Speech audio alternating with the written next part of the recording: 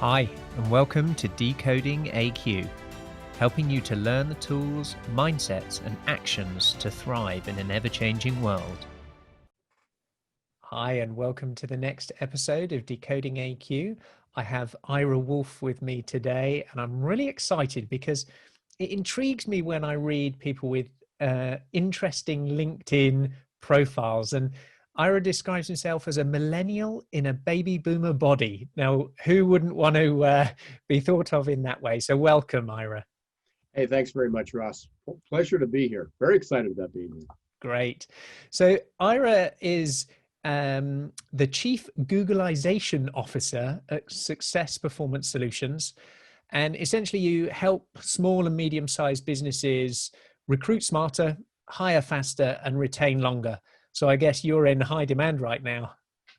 It's amazing. If we were having this conversation just a few months ago, before the pandemic, obviously the global pandemic, so everybody understands that. If we were having this conversation back, let's say in March, and you would have asked me, what do I think was ahead? I would have fully expected, especially for my business, that people would have put the brakes on. I've been, as the baby boomer, as you can tell from the body, I've been around for a few decades. More recently, I've been through 9/11 and then certainly 2008, the Great Recession. And during those times, business literally came to a complete standstill. Businesses didn't hire. I mean, they laid off a lot of people, but they didn't hire, put a freeze on. They didn't promote. People who were thinking of leaving weren't leaving. People who were running companies and maybe thinking of retiring or moving on weren't doing that because of the economy. And I fully expected that's what the second quarter would be. And yet in the second quarter, our business was up 58%, Wow. which, lots of reasons for that. I think we'll end up talking about that with change and so forth. But yeah, it's pretty remarkable how not only how steady the business is, but the growth we're experiencing. Tell me a little bit about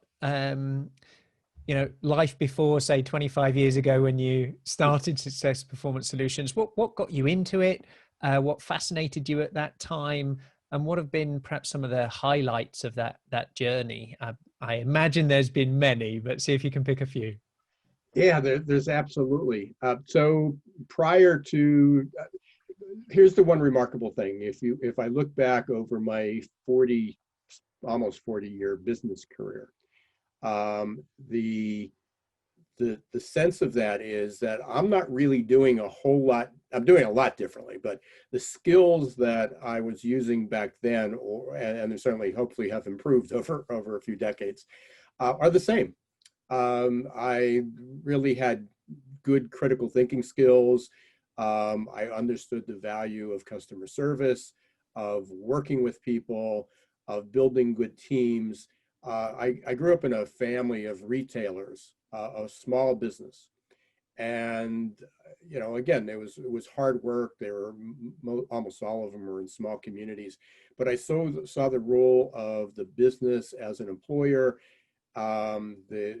basically the value that they put on customers, the relationships on retaining good employees, all that stuff.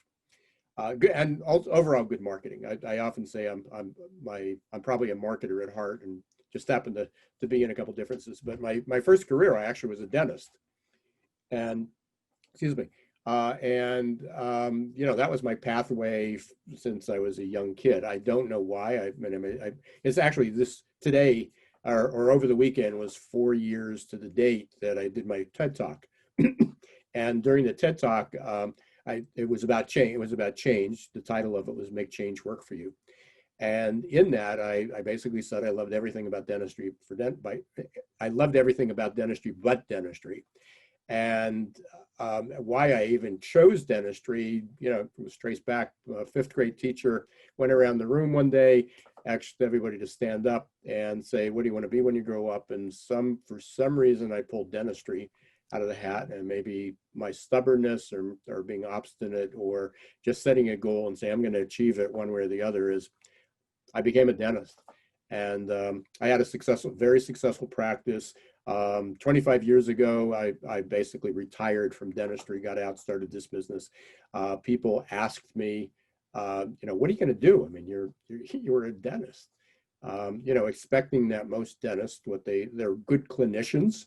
They can, as a dentist, they can drill and fill. If you're an attorney, you're good at aspects of law, maybe negotiation. If you're an accountant, you're good with numbers, all those types of things. And that was the limiting factor. But I never looked at myself as my identity was not as a dentist. My identity was as an entrepreneur and business owner. And so when I left, I left behind. It was just another chapter, just like when somebody starts a business and starts another one. Transferred my skills. And again, that's that constant, because where I developed really good skills as a diagnostician, people, even my dentist competitors and even the local physicians used to send people to me that they had a neck pain and they couldn't diagnose it. And they basically would send them to me, not for the treatment always, but for helping with the diagnosis. The critical thinking skills, diagnostic skills are more important than ever. And that was transferable. Learning how to build teams, transferable. We'll talk a little bit about assessments, doing assessments. That's what are X-rays and laboratory tests. So I personally, I have a continuum along there, and that continuum is maybe a good lesson for other people, because it's how do you identify what skills would work in any industry in another occupation, and with so many people that either out of work or will be out of work, or even from organizations, what are the skills that regardless of the environment, regardless of the business, they're going to need those skills. It's interesting you talk about that, because I remember years ago speaking to somebody, and it was all of this focus about change and everything's changing, it's speeding up. And someone said, what isn't going to change in the next 10 years, 20 years? That's something you can build a business around. And it's interesting when we look at certain universal skills that can be applied, whatever the environment, whatever the market is, and we just look for the unique way in which we deploy them. And I guess what you've done throughout is this balance of who you are and who you mentioned something there about your own identity and how you identified, because often what I've seen in the conversations in countless of these interviews and with people is how wrapped up their identity is with what their belief of what their possibility, what their potential is in their future. And it's amazing that you've given yourself that freedom to shift and maneuver around in there. And it is a freedom. I mean, it's interesting. I mean, when I left and people would say, why don't you, you're a doctor. I mean, why don't you use the doctor title? And initially I didn't do it because it was a little bit confusing, because people then assumed I was a psychologist because I was working in a psychology space. And I didn't want to basically use that as a deception. It also was a little bit of a hurdle, because not only were friends and family and neighbors and and my patients asking, well, what else do you know? I mean, how are you going to run a business? How are you going to coach people in business? It was also kind of leaving that behind, but I was very comfortable doing it. I mean, it was funny, even when I had a practice, people would like the fact that they knew me personally and they wouldn't use the doctor title. And then when I was leaving, they go, so what do I call you now? I mean, are you just a mister, or are you a doctor? And I go, you always called me by my first name before. Nothing's changed. So yeah, but it really is important, especially in today's world where we've people so used to that. I've had this job, I've had this title. What are other people going to think? And fortunately, that stigma is going away. That there are a lot of people that have that identity, and that's going to be a problem. And I guess, fundamentally of how you approached your practice of that critical thinking of diagnosis and treatment and observation, I guess that's what shaped your career, perhaps, in terms of now how you look for assessments or diagnosis or information and data that you're then looking to deploy interventions.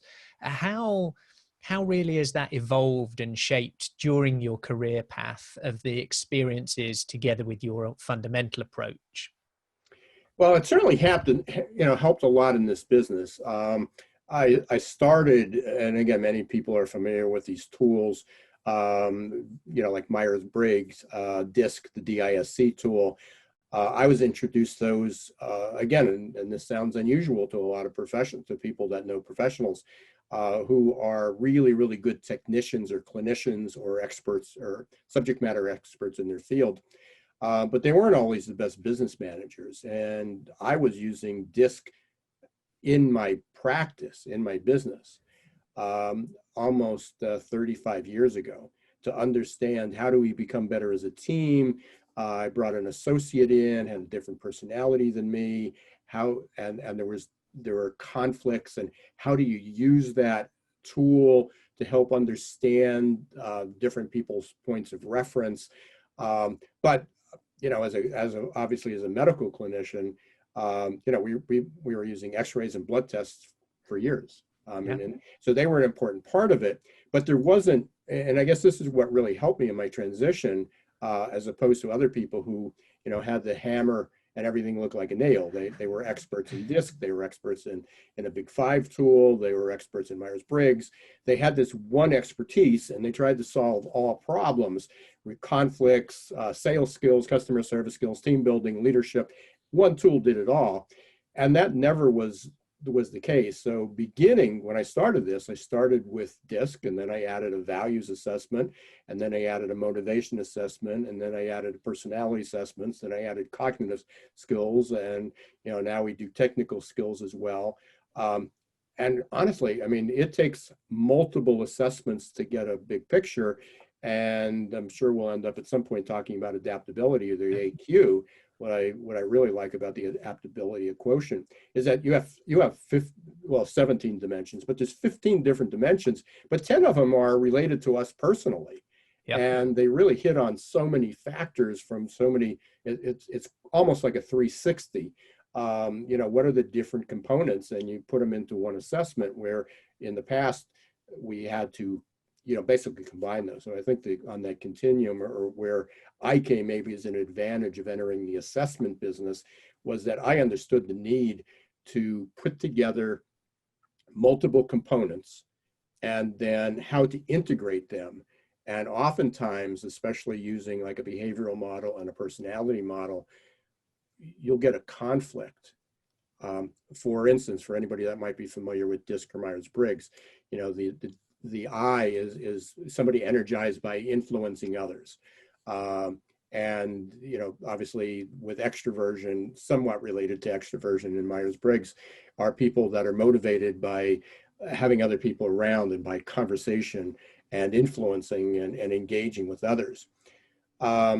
Yet when you measure them with other tools, sometimes you have somebody that's 100% of an I, they're 100% on the scale of influencing others. Yet on the outgoingness scale, they're only 50%. And somebody says, which one of these tests is wrong? And neither are wrong. They're both right. They just measure different parts of us. Nuances, yeah. Yeah. And that's super important. And a lot of people don't get it. People want human behavior. They want an easy solution. It's like, isn't there a 10-minute test that can tell us everything we know about this person that's 100% predictable? And the answer is no. It's an interesting point, isn't it, around how, in our visions of what we're building, getting teams to perform, getting organizations to keep pace with opportunity, is that things are shifting. Things move not only in the singular, in the mind and brains of an individual, but then the layers of complexity when you then add other people, other teams, other organizational pressures and the politics of scale, and then markets. It's a really complex challenge. And it leads me a little bit to something, linked to your TED Talks and a lot of what you talk about around change, and this term that seems to have now sparked a lot more use in terms of VUCA. And I'll say it slowly and carefully, VUCA. And tell us a little bit more about that, your experience in it, and why is this important right now? Yeah, well, one is I think it's incredibly appropriate. So, different ways to say it. I'm not sure there's one right way. We use VUCA, VUCA, so it's VUCA, less yeah. less. We get in less trouble that way. Yeah. So VUCA represents volatile, uncertain, complex, and ambiguous. So we see those words every single day. You hear them on the news, you read about them. You listen to podcasts. Everybody's talking about the not necessarily the volatility. That seems to be in the financial world, but certainly and in the politics. But certainly uncertainty is a personal thing that we face. Complexity, for sure, and then ambiguity. I did not come up with the term. I will give full credit where credit's due. And I know it wasn't one person, but it really came from the U.S. military back in the late 18. I keep saying that 1980s, late 1980s, and early 1990s. And for those of you who are around, it was a pretty big deal when the Berlin Wall came down and Germany got united. But that was just representative of how the world was changing, because we were no longer, what they recognized, that we would no longer be necessarily just fighting countries. We certainly have our enemies lists, and as each country does. But the driving forces and the control of those entities, of the sovereign nations, would be really terrorist groups, more amorphous, nondescript, and also with cyberspace, they recognized how that was going to come. So VUCA represented to the U.S. to the military is, how are we going to defend ourselves? What's the world going to look like? Who's our enemy? And it completely changed. It's a model. Yeah. And just as marketplaces change, business market changes, political landscapes change, just our environment changes. We have new allies and we have new enemies. And I can't think, I've been talking about VUCA for well over 10 years. I've written a whole lot of articles about it, and then it would get put to rest, and because people just didn't get it. It sounded good, but hey, we're in a small town, we're in a small community, we're in our business, this is our industry, it's slow changing, whatever it is, people sort of understood that's where we headed, but that won't happen They in our didn't feel lifetime. it. Yeah. And then 2020 hit. Yeah. VUCA if is VUCA. VUCA is, yeah, the world we live in now. so if that's now, the swimming pool that we're all swimming in. Mhm. So if that is now not just a theoretical, not something that existed in pockets and niches, whether it was military or certain markets that saw it in that way, if all of us have now been plonked in this same storm, that's the reality. Where have you seen the types of skills or leadership or organizations that have best equipped to deal in that swimming pool? Give us some insights as to the leadership traits, the kind of skills, and certain organizations that perhaps you've been working with that we could learn from. So, well, everybody, the situation we're in now, and again, certainly the pandemic's global. In the U.S., we're currently faced with social unrest, social injustice pursuit. We've got a pretty volatile, dynamic political challenge on our hands, and race on our hands. So there are multiple fronts that we're all involved in, and so everybody was basically caught off guard. I remember sitting in, and now it seems like years ago, it's hard to believe, but it was either March or the beginning of April, and I was on a call, and I remember they had the chief operating officer, I'm trying to blank, not chief operating, the CHRO from IBM. Mm-hmm. And, as one of the organizations, that we try to take lessons from, and especially on the analytics, basically capturing the data. I remember her saying, because somebody asked a question, what caught you off guard? And they said, we were completely unprepared, because the one thing that we never did was we never defined who an essential worker was. And essential workers who actually became the essential workers in a pandemic, in a crisis, were not who they initially identified as essential workers. frankly, managers were not essential workers. No, delivery drivers, the new heroes, some very, Yeah. So here's a unexpected. company with several 100,000 employees, a company that we recognize as one of the best in the world of understanding HR, or what the impact, I won't say if they're doing everything is right, but that we're studying it and had the data and was able to predict it, completely ignored. And they admitted it. When we went down the list and say, we have to send everybody home except essential workers, they did not know who the essential workers are. So you can imagine that trickling down to Main Street America and most other businesses who are not focused on that aspect. So, and again, my expertise is certainly more in the HR, human capital arena. There aren't many companies prepared. There are some that are doing a better job than others. Everybody's on a learning curve.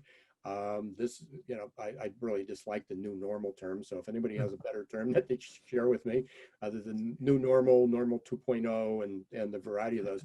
But we're living in this VUCA environment. We're living in a new environment, and what's that going to look like? What's the future?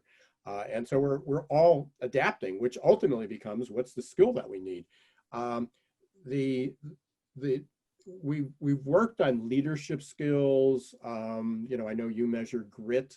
That certainly became a bit of a buzzword thanks to Angela Duckworth. And It's like, how do we measure grit?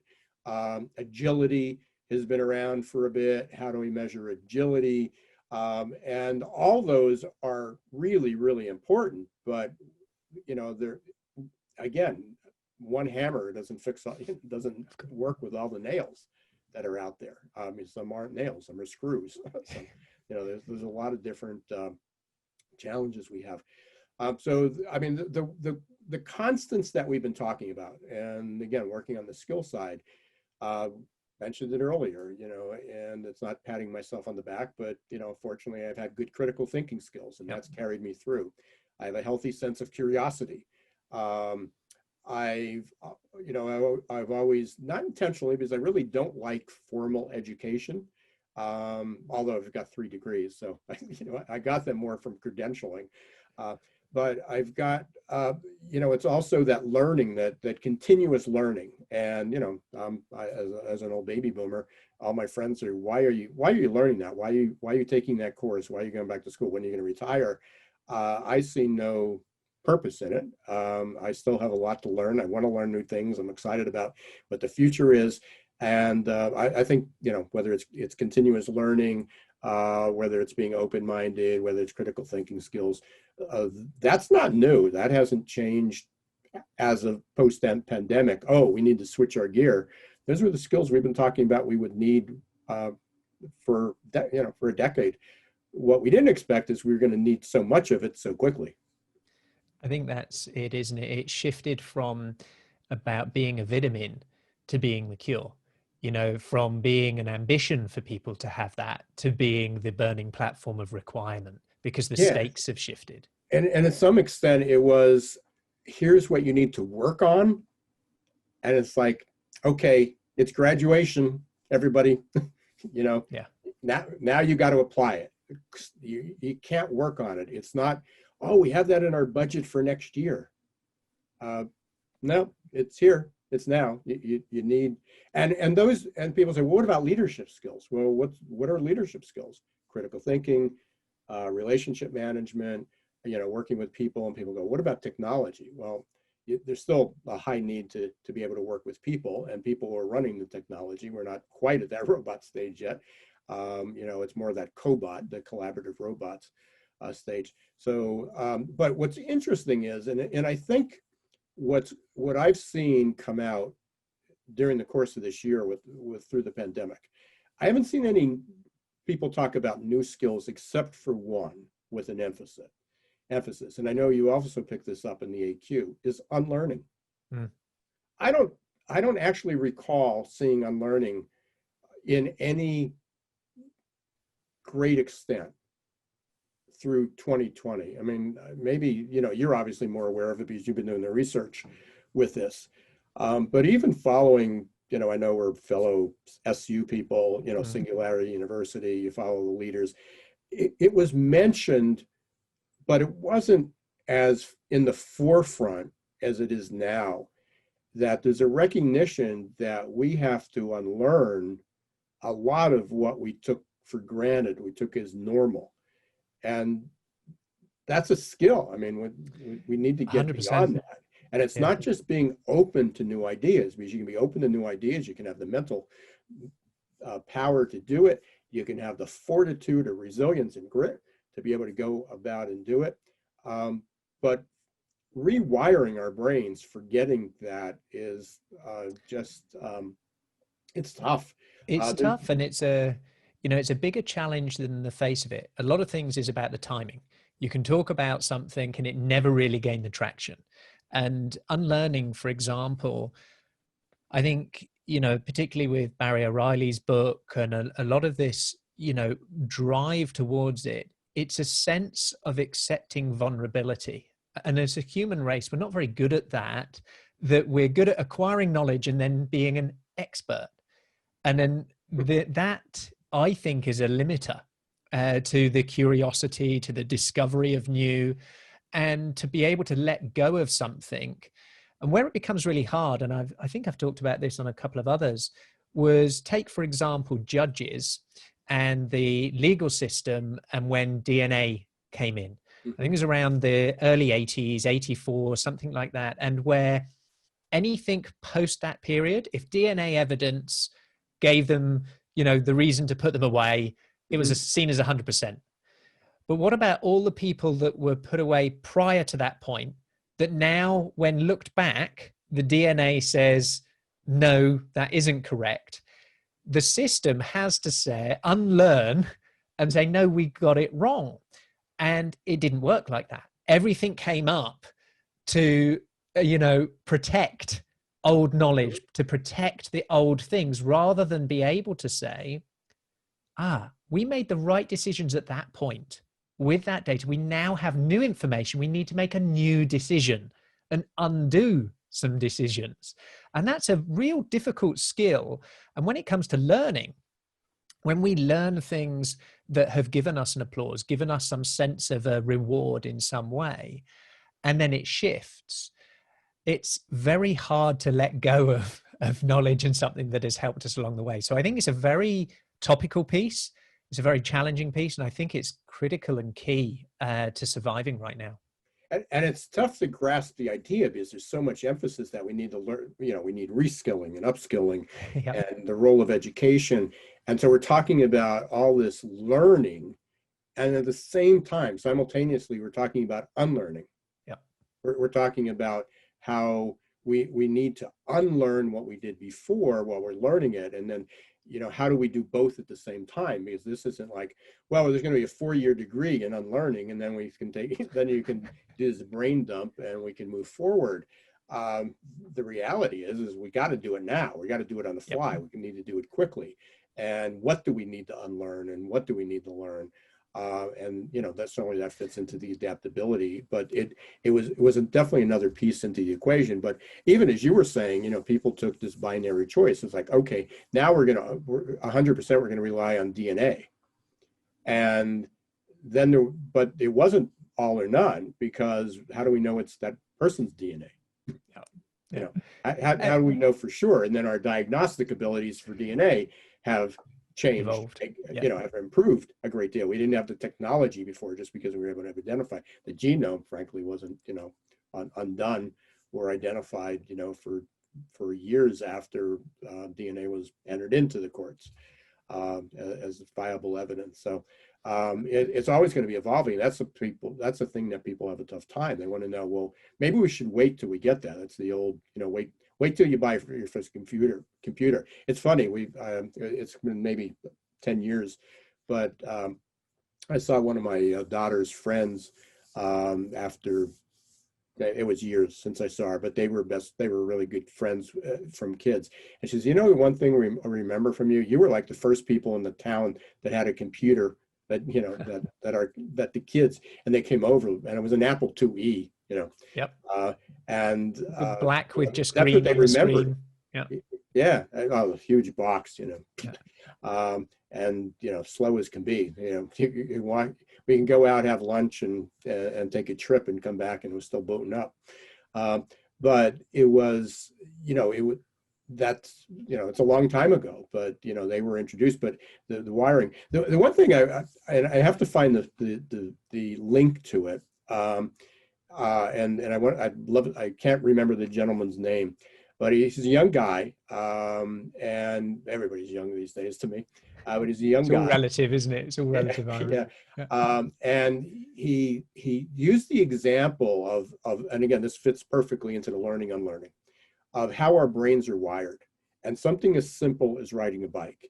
So, the old saying was, if you once you learn how to ride a bike, you'll never, you'll always learn. You always can hop on the bike and pedal away. And that was true until what he did was he worked with a mechanical engineer, and they reversed the mechanism in the steering column. So you're driving down the bike, you hop on your bike and you're like this. And if you turn left, the wheel goes left. You turn right, the wheel goes right. And that's also how you balance it. You're constantly kind of balancing it. What they did was he reversed the mechanism. So if you turn left, the wheel goes to the right. And he demonstrates this, how hard it is. Now, I haven't found anybody to change it on our bike to try it. But he demonstrates it, and it's remarkable. And it took him a while to unlearn the path, because it's impulse. It just becomes subconscious. It's wired and instinctive. Yeah, it's fascinating. Like, even these little, just the little adjustments we make was enough to topple him continuously. He then went to Europe, or he traveled, and it happened to be in Europe, and he rented a bike with a normal mechanism, and he couldn't ride it. Couldn't ride it. Yeah. I mean, he had all these people watching him trying to ride. And I think it looked like it was in Italy, ride a bike, and he kept falling over. He couldn't go more than 3 or 4 feet without falling off the bike. And they was like, is this guy drunk? Is there something wrong with him? And it just exhibited, I mean, I would definitely use that. I have his permission. It's on YouTube. So he's like 26 million views, I think. So to use that as a method of how uncomfortable it is to unlearn and learn a new skill, even if it's as simple as riding a bike. It's an excellent example. And we hired one of those bikes for an event last year. Oh, did you? Okay, so you're familiar with it. Yeah, I mean, I've tried it, and it's really hard. And we had people who were, crossing their arms over and holding the left handlebar with the right and seeing if that worked, or sitting on it backwards and trying to do it going backwards, all these different techniques. And it took the guy months and months and months to learn it. Yeah. What was interesting, a couple of pieces was... But what's also interesting too, sorry to interrupt. Yeah. He showed, I don't know if you saw the video with his kid. Yeah, his child who'd never learned an ordinary bike. 2 weeks. Yeah. Where it took him months, it took this kid like 2 weeks. 100%. Or less. Yeah. Because they were just learning from scratch. And so... And they have to learn. Yeah. And it's a great example of familiarity and subconscious and our decision-making process. So when we see a physical example like that, an analogy of, okay, riding a bike that's a reverse bike, we can see it, can't get more than a meter. It takes you 9 months to figure it out. Then when you go back to the other way, you can't even do it. But yet a child can do it in the same time period as they would, riding and learning a normal bike, because they've got no point of reference.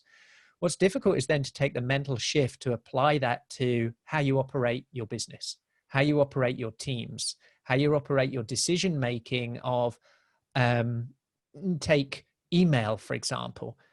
For many, that's riding a bike is email. Can people unlearn to then figure out texting, or figure out, a Snapchat or other different communication methods that might seem so counterintuitive?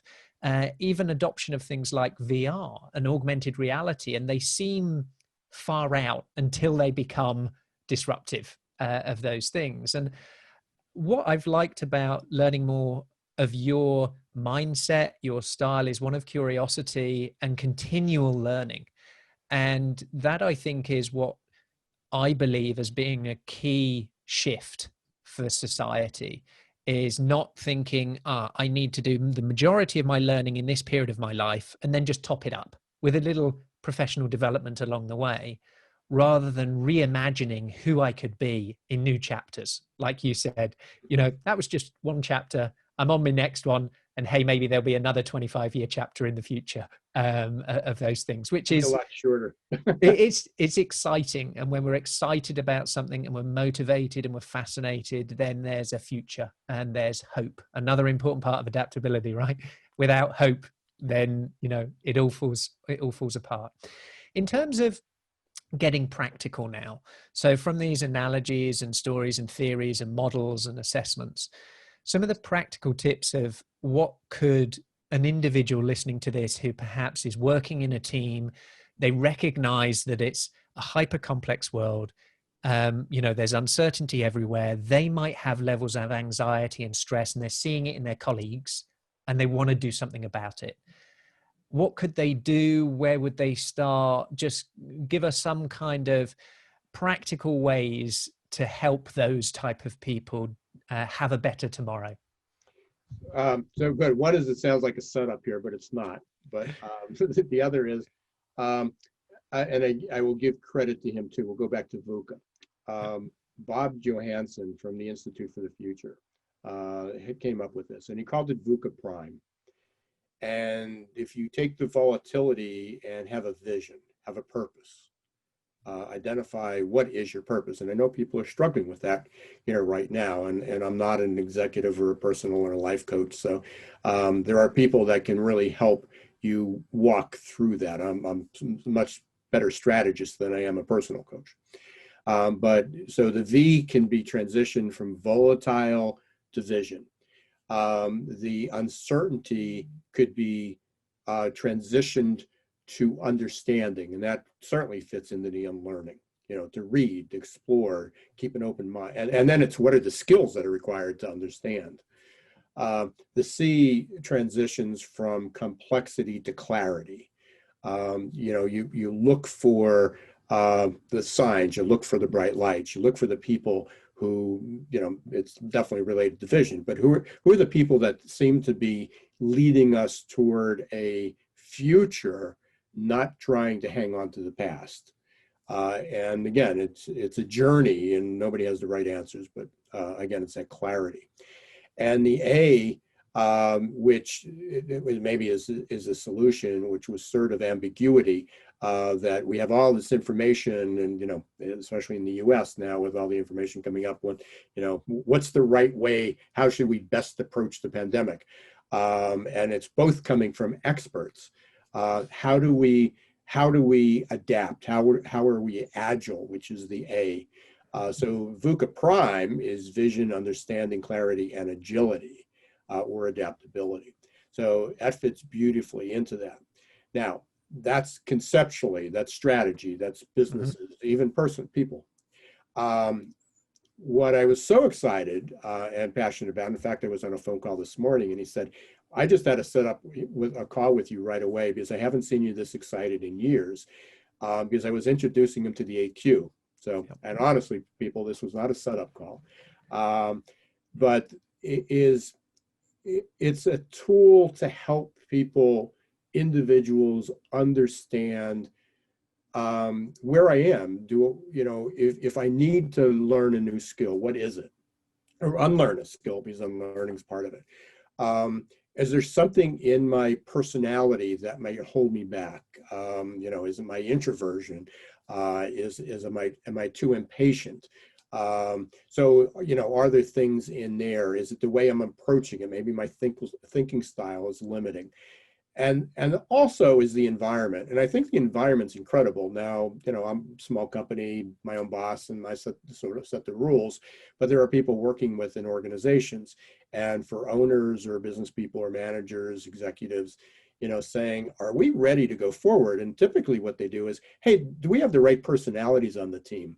And that was the best we had up until recently. And we measured cognitive skills, that people have the ability to keep up with the pace of change. Sometimes they had the right attitude, the right character, but they didn't have the mental horsepower because things were just moving too fast.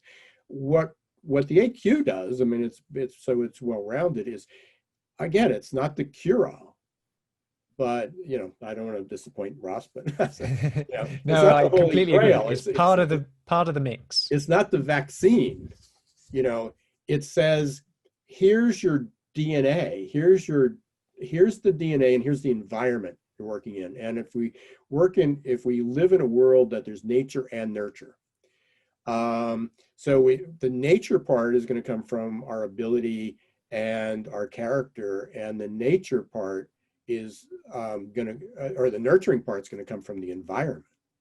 Do you have an environment that's conducive, which also goes back to that learning. You're familiar with fixed and growth mindset, which, and I could tell you that if you interviewed me 30 years ago, especially 40 years ago, but 30, maybe even 20, I was really inflicted with the fixed mindset, because even as much as I said I didn't identify with dentistry, I also wanted to be recognized as an expert. And I sort of was fighting that stigma of dentists moving into business. And therefore I had to walk a tightrope that I wasn't allowed to make mistakes. And I was self-limiting. And that was a challenge. And, I need a degree. Oh, I'm not going to be successful because I don't have this, and somebody else has an MBA and I didn't have an MBA. So how can I possibly do this? And you start to believe the hype. And the fixed mindset we don't have enough time and don't want to spend the rest doing that, but look up Carol Dweck's book. It's DWECK and Mindset. Or just Google it. You can read, there's a million articles on it. But the fixed mindset says, there's certain expectations that people have of me, and therefore I can't try anything new. I can't take that course. I can't say, I'm going to take a year off and do something, because people will think something's wrong. And what if it doesn't work? And then I'm a failure. And then I'm going to be knocked down a notch because people look up to me and they think I have all the answers. Where the growth mindset is, hey, I'm on a journey in life, and we're going to make mistakes, and we're going to trip up, and we're all in this together. But I'm going to continue on my road, and that's the learning part. At some point I came out of that. There's a lot of people that aren't, and we as parents, parents are still doing it to their kids. We got to get them into the right school. We got to get in the right place. They got to get a 4.0 or a 5.0. Got to get 100%. You can't look stupid. And then all of a sudden no, you don't want to try out for that sport, or you don't want to go to that college, because what if you don't excel? I think what's interesting about environment is not about throwing the responsibility to somebody else. It's about you as an individual being, informed and, implementing the environment at which you now know you can thrive. So as a leader, providing it for others, things like team support, emotional stress, all of these things have factors to how somebody is able to adapt or not. Sometimes they need some pressure, need some friction. If it's too, cuddly and nice, then nothing's going to change. So it's this careful balance of understanding the responsibility of curating an environment at which individuals can thrive and can adapt. So for us, it was a very intentional choice to look at the environmental influence and factors on who adapts and when. And what you talked about there, of this practicality of, having vision, having clarity, having an agile situation for people. I'm just eternally excited, by this balance between getting information, getting data, reflecting, and then making decisions and choices, and having, as we came back to early on in our conversation, freedom. And the freedom to create a future and the permission to do so that is different. So wherever somebody is, the environment can give them freedom, but you can give freedom to yourself within those kind of choices. Before we go, I know that you've been a prolific writer, and if there was only one word in one letter I think you'd probably pick a G, because we've got recruiting in the age of Googlization. We've got geeks, geezers, and Googlization, and some earlier ones around the perfect labor storm and understanding business values and motivation. If you could only write one chapter from all of those books, what would it be entitled? What would it cover, and why? It's a great question. I'd probably take the subtitle from the most current book, because I think that's the theme that has gone through all of those, which is when the shift hits your plan. And Say that slowly again for everybody. When the shift hits your plan. When the shift hits your plan. Right. Like that. Okay, tell us more. And that was the original title of the book, by the way, Recruiting in the Age of Googlization. And so for anybody that says we don't recruit, we're not in HR, I can tell you that the first 130 pages in the book talks nothing about recruitment. It talks about exponential change, VUCA. I've got quotes from Ray Kurzweil from in there, and how fast the world was changing, the acceleration. They talk about autonomous vehicles and 3D printing and sensors, and how that's going to change in the context of here's the world we live in, and then here's here's the world we have to create, to recruit it within. But I'm thinking of that right now, is there another book? I hate writing books, by the way. Yeah, just one chapter. You can only do one chapter. Yeah, the one chapter is when, and that's already done then. But, I just have to update it. Is when the shift hits your plan. When the shift hits your plan. And again, when the shift hits your plan, here's a roadmap. Here's the next step. Here's a few tools that anybody could do. I don't care if you're, a junior, you're in high school, you're a young adult, you're out of work, you're retired. I mean, here are the tools that you can do that. And again, I think the AQ is part of that. It blends in nicely, doesn't it? Yeah, VUCA Prime. Work on one of them. I mean, because it's not like, that sounds like a lot of work. Pick one. Yeah. What's your vision? It's interesting. The resilience is being talked about a lot as a word at the moment. And you mentioned grit as another dimension that we measure, and grit about the passion and perseverance over the long term, but resilience in the sense of when the shift hits the plan. Resilience, I don't want people to confuse that about endurance and to endure hardship. Resilience in the context of adaptability is how quickly you can bounce back when your plan shifts, when it gets changed. And to see that as a skill that you can acquire over time to, be forward better. So when a shift happens, it's not about, having this endurance and just topping it up so that you're being eroded. It's about, I can bounce to a situation that is better. And that's the lens and context that we like to think of it about. And I'd be interested as a final piece in terms of what you're most excited about, because Ira, you've joined in a deeper way with us at the AQ movement, and really excited about it. And in the US, starting to talk to a lot of your network. What was the one thing that really struck a chord with you and excited you most about the opportunity? You've provided me a model. I mean, one of the things that's been missing, I mean, my TED Talk was about make change work for you, and I addressed some of that in my book. But how do I take it down to a one-on-one? I mean, we need to change one person at a time. There's not going to be some mass vaccine that we can give everybody. You can't pull everybody into a motivational, 10,000 people into a stadium and have, motivational speaker, get everybody rah and go, yeah, we need to change. What's excited me most is that you've pulled together through the research. And again, I realize it's a hugely collaborative effort, but through the research and working with a lot of people, talking with some of the smartest people in the world, we're able to identify these multiple dimensions that just resonated. First of all, they resonate with me because I deal with that every day, and put them into a tool that somebody can invest 20 to 30 minutes and get the roadmap.